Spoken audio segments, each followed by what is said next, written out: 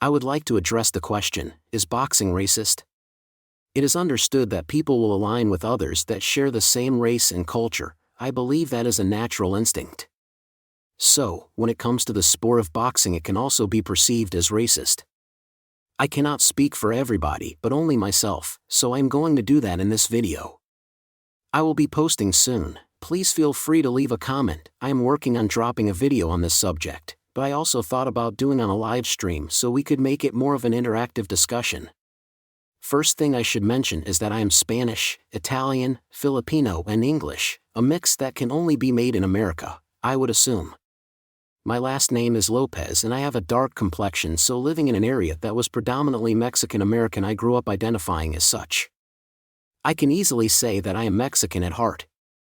My thoughts on this subject are probably more educated than most because of our experience with a black trainer ever since I was 11 years old.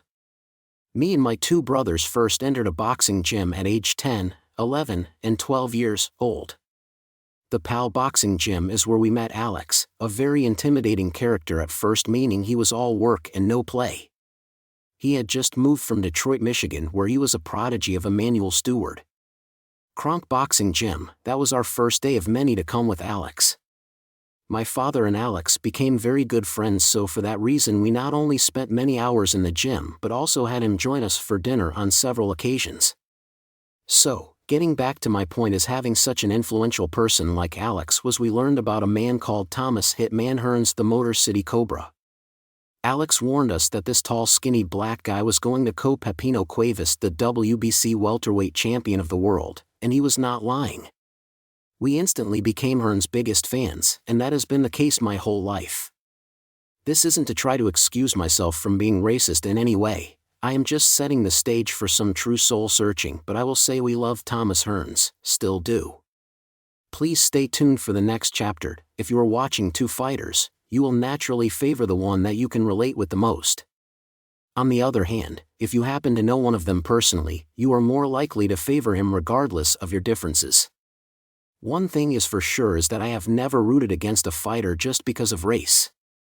In fact, I have never rooted against my favorite fighters no matter who they were fighting.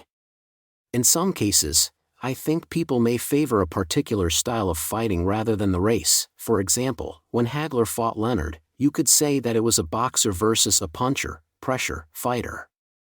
That outcome of that fight can still be argued over who should have won, and no matter how hard you try, the opposing opinion will not alter. There are strong opinions on both sides, and I think it compares well to a match with different races. I also know for a fact that no matter what race you are, you will still be a fan of at least one or maybe many fighters of another race, because at the end of the day we are all just fans of boxing, the sweet science or the slugfest. I also think that most of us are guilty of feeling emotional when our fighter loses a close one, and we put blame on race or bias regardless how close it actually was. I've seen bad decisions go both ways, but even it seems unfair. We must realize that people judge differently. That's why there's so many split decisions. I really do not think it is a racist sport, but if we really think about it, we will realize it is just a difference in opinion or perspective. I can also say that if you do think boxing is a racist sport, you could change it by starting with yourself.